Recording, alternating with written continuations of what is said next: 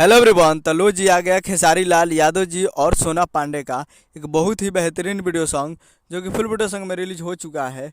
और इस गाने को लिखे हैं प्रकाश बारूद जी और इसमें म्यूजिक दिए हैं विपुल मल्हार जी। और इस गाने को गाए हैं खेसारी लाल यादव जी और शिल्पी राज जी, जो कि आपको स्क्रीन के ऊपर दिखाई दे रहा है। जिस सॉन्ग का टाइटल रखा गया है ले आई राजा पेप्सी, जिसका टाइटल है ले आई राजा पेप्सी। और ये फुल वीडियो सॉन्ग में रिलीज हो चुका है। और वीडियो में है खेसारी लाल यादव जी और सोना पांडे जी, फिट में है सोना Pandey ji.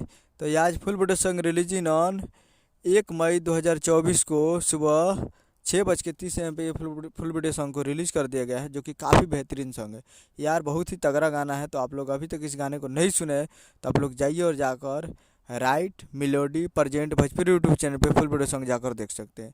Right Melody present Bhojpuri YouTube channel पे जाइए और जाकर इस गाने को देखिए और प्यार दीजिए। काफ़ी बेहतरीन सॉन्ग है, तो आप लोग जाइए और जाकर देख सकते हैं। तो जाइए और जाकर देखिए। और प्रकाश बारूद जी काफ़ी ज़बरदस्त गाना लिखे हैं।